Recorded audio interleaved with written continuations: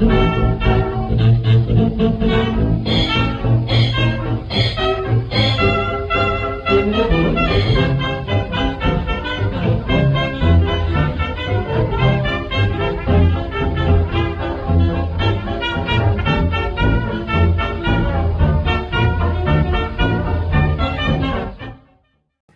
hey YouTube, welcome to another thrilling episode of Old Man Messing Around with His Truck. Yeah, this is going to be another big steel tent video, and part of the reason for that, and a couple of videos we've got coming along, is me getting ready to go to Sean Dyer's squirrel camp up at Dave Canterbury's place at the end of October. I've got to get the big steel tent finished for that, and I've got a few other things that I'm working on that will be videos moving towards that goal. Before we get into the meat of the matter, let me show you what is coming up, and that is I got one of these, and along with that I got two others that are slightly different, and I got one more coming. When I get that fourth one, I'll show you what these are for. You may already know. There we go. Okay, what we're doing in the big steel tent now is basically I have ripped everything out, and I am basically rebuilding the interior to take care to add in the environmental control system from my Wave 3, so that I can heat and cool the tent, mostly for the dog. She's down there sleeping, because as I've said, she is not a volunteer in this camp and stuff. She's a draftee. She goes with me, and she got no say in it. She loves it though. Anyway, we're at the point now where I have pretty much decided on the form how the big steel tent is going to go together. And now we've ripped everything out. We're going to put everything back in. What we're talking about today is the backup power system. There's an old aphorism. You may have heard it in a bushcraft context. You may have heard it in a backpacking context or a military context. And it kind of goes like this. One is none. Two is one. Always have a backup. And a backup for your backup, okay? And that's what we're talking about right now. We're talking about our backup system for the EcoFlow Wave 2, okay? We know that thing can power everything I need it to, okay? Including being able to turn it on for a couple hours in the middle of a hot Texas day and cool down some, okay? And to provide heat at night in very cold weather. Okay? But we want to make sure that when we wake up in the morning, we can still cook, because the cooking is electrical as well. And this is because I run the big steel tent. Not only do I go and camp for 5 or 6 days, but I also use it for quick overnight stays on my way to things like the squirrel camp. So I've got to be able to spend 2 nights on the road on my way to squirrel camp, depending on my route and how much I can drive, and the same number of days back. Okay, and while I'm there, I want to be able to have some place that I can set up, that I can connect to the internet and edit video and all of that kind of good stuff. You with me? So that's what we're going to talk about today, is my backup system and a couple of the other changes that we're making to the big steel tent. Let's go right now to me talking about that system and kind of an event that occurred. Okay, if you've been watching the channel for a while, you already know that I keep the Starlink in the moonroof. This right here is something you likely haven't seen before. This is a bracket that Starlink sends along that you can use a pipe adapter. And there's an aftermarket company I bought from Amazon, I'll try to find the link, that has a little unit that will fit in there that has a 1/4 20 screw adapter, so you can put it on a tripod. And what I have done, and let me see if I can get it up close here. What I have done is I have added one of my quick release. See that?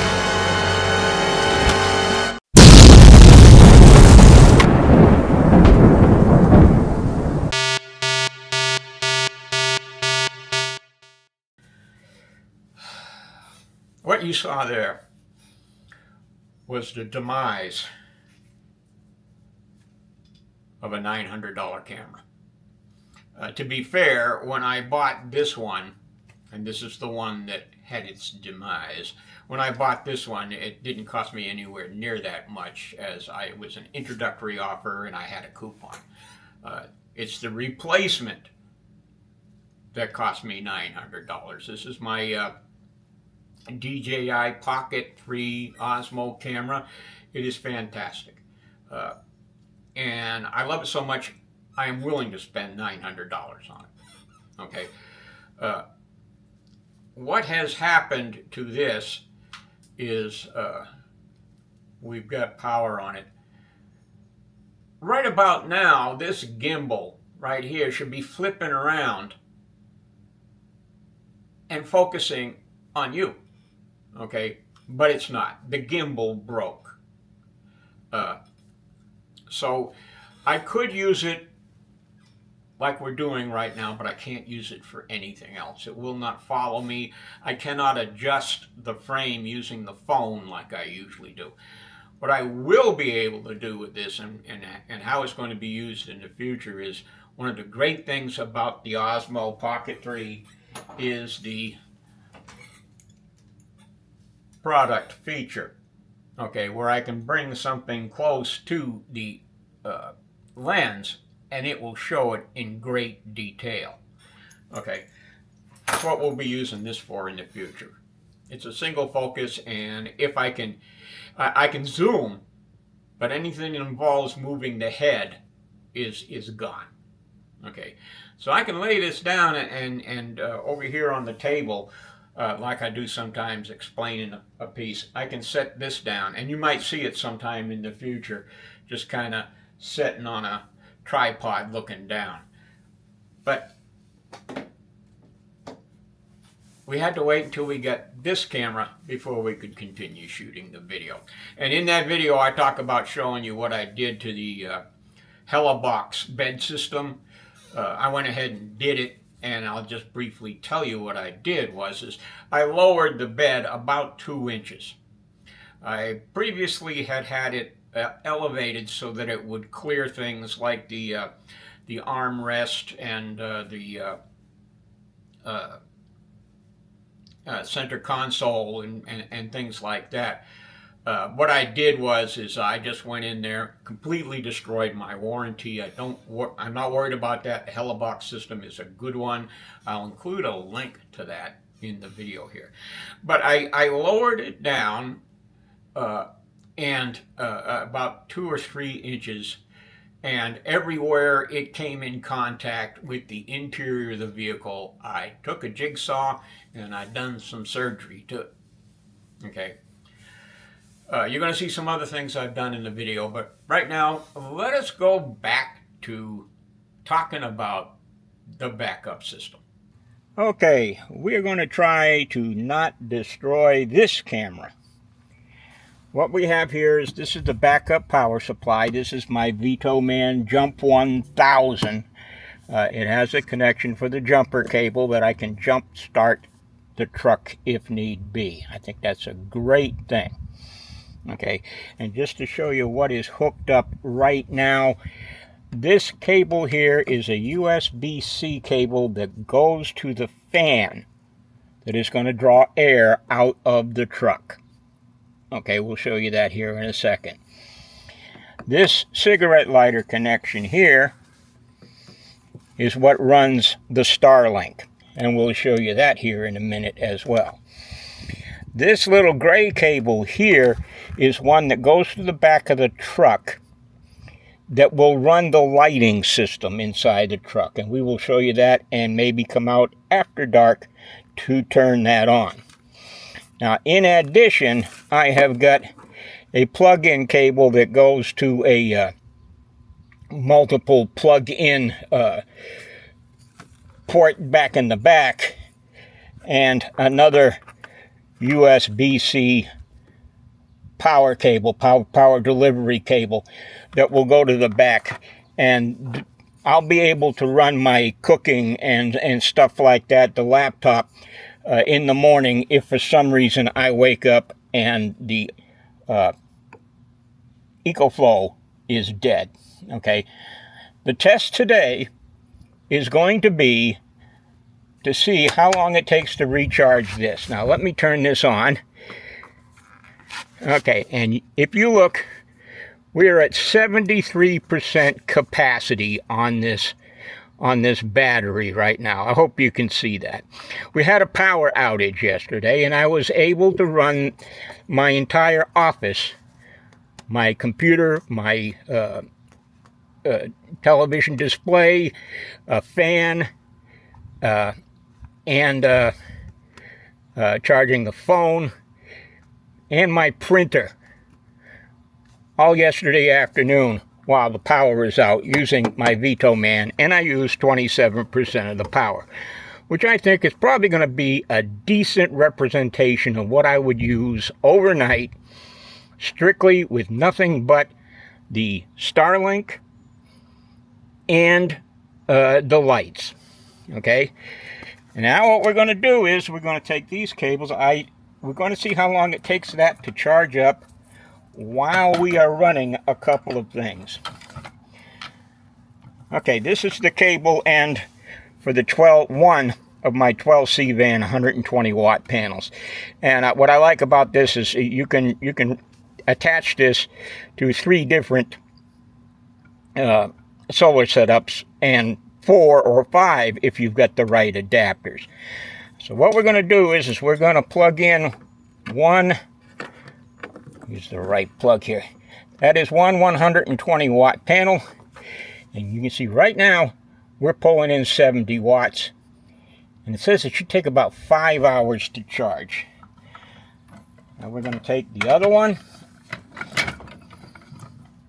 get that cable, plug it in,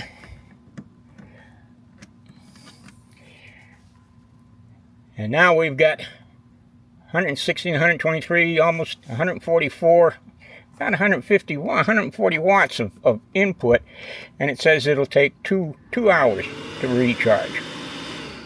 Now that's not running anything at all.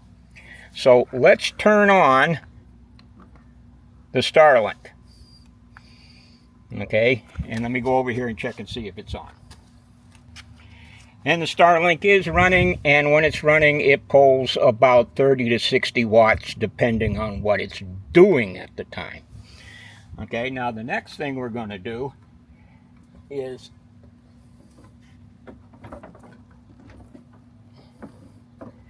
we're going to turn on this fan. You can't see it, but I'll show it to you when it's running.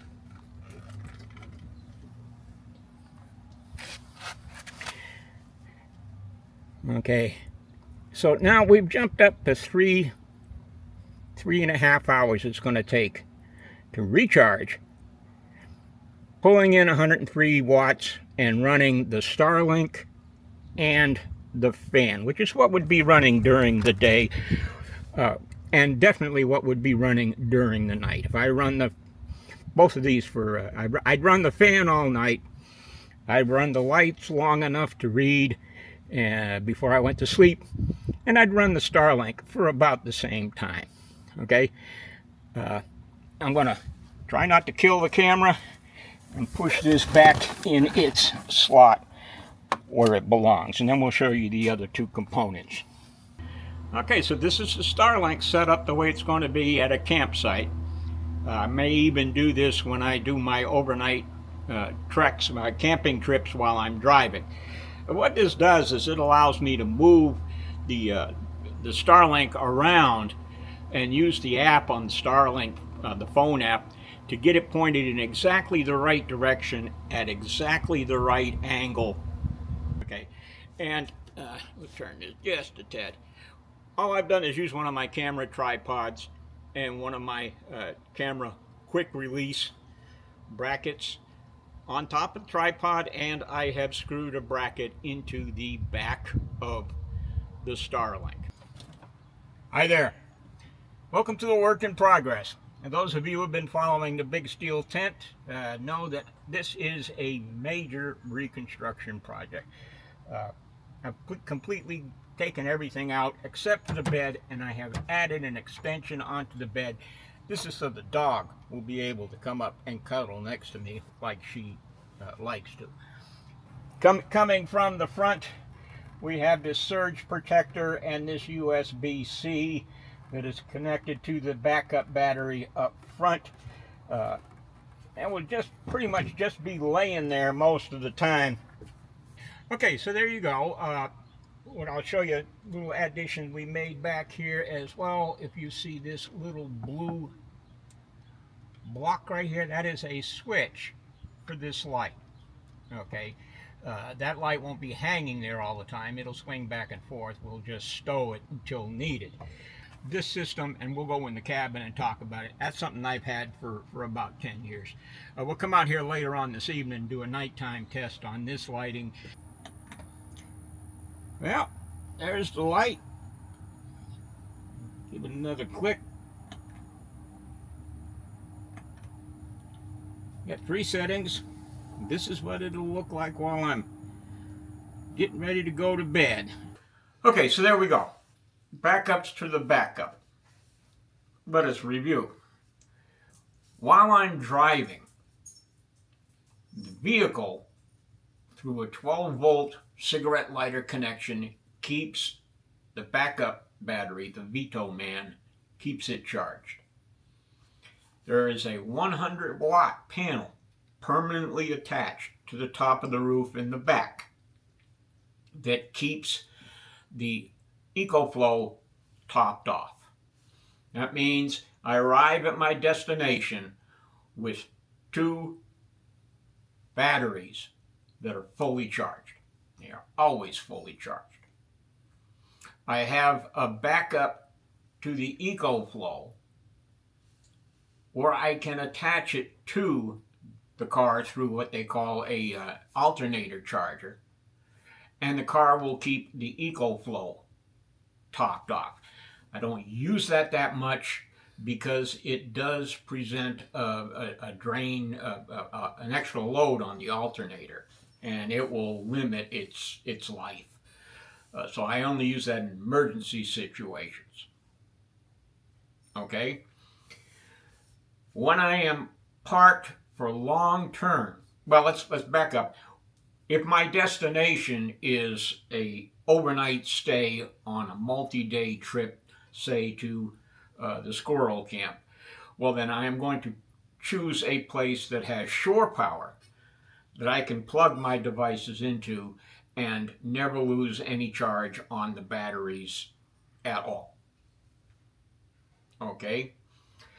If I do a long-term stay, a camping trip of 3 or 4 days, or if when I get to my final destination, like squirrel camp, and I'm going to spend 3 or 4 days there, and I'm going to need the big steel tent to edit video and stuff like that, I have solar panels that I can deploy. Okay, 800 watts that will go into the EcoFlow, and 240 watts that will go into the backup, into the Veto Man, to keep it topped off. Okay, or to quickly replenish whatever it is I use. I can use my backup for low draw, the 2 low draw devices that I have. Okay, the Starlink and the lighting system. That lighting system is made by a company called BioLite. I bought it after Hurricane Rita, I believe. I've had it for a good long while. It's a good system. I did buy it for hurricane prep.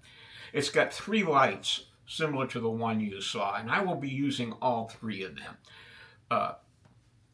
The one that you saw in the video, I can plug another light into it, and it will go out to the hatchback and provide lighting at night for cooking supper and such like that underneath the hatchback. And then another one that will go out off to the side that has a motion sensor on it. So if I've got to go out and hydrate the vegetation, I can open up that door and that light will come on. And I will be able to go out and do my hydration function, and then return, and the light will come on when I get back to the vehicle. Very good stuff. You can still buy them, and it's a great thing because when you buy one, they send one for free to sub-Saharan Africa. Great little system. Only runs off. It comes with a 6-volt solar charger that will run the whole thing, and it has an AM/FM radio on it. After 10 years or so, my controller went south, but as you can see, the lights still work. Okay, so those are 2 very low wattage. I can even reduce the power consumption by the Starlink during the day by using my backup to my backup. Now, this is an Anchor power brick. I know after testing it that by itself, it will run the Starlink for 2.5 hours. Okay. I have that backed up with a 30-watt Anchor solar panel. Okay. And all I need to do is have a USB-C connector to connect it to this battery, and then from this battery to the Starlink. Okay, so this battery gets continually charged during the day with this 30-watt panel, and the only time I need to do any draw on my backup battery is at night when the sun's not out. Okay? When you go to the woods, always have at least 2 ways of making fire. Always have, carry more food than you think you're going to need. Carry more water than you think you're going to need. Have a backup to your backup, okay? Boil water if your water filter goes down, okay? That's what we're doing here with the big steel tent. I have a backup to the backup. This little thing right here, if it's fully charged, I can cook breakfast. I can run my cooking stuff. I can run my Starlink, and I can make telephone calls with the Starlink. So if I'm down, I can still contact people away from my campsite. I can still cook one meal, and then I can go home, driving the vehicle. And as I drive the vehicle, it will charge the backup. Okay? Backup to the backup to the backup. All right, now, coming up, we have, I am working on a series called Cooking with Kephart, where I am making some trail meals using dehydrated, dried, and powdered ingredients listed in Kephart's Camp Cookery, his book Camp Cookery, as well as some of the other writers. I started that series. We won't get into that too much right now. We will be talking about these little jiffinators here in a video, and if I have enough time, I am doing a restoration repair on a period gas stove. When I go to squirrel camp, along with Josh Wilson and Nathaneal Logsdon, we are going to be the camp cooks for the squirrel camp. And I promise not to burn the muffins this time. The bread came out great. I did burn the muffins. Scout's honor, I will endeavor not to burn the muffins. And to do that, I traded some stuff with James Bender to get a folding stove that he has that I think will solve my little burn problem. Alrighty? Again, we're not on a schedule anymore because of the way the drafting work is turning out. Right now I've got a couple of days free so I can work on some videos. So in the meantime, we'll see you down the trail.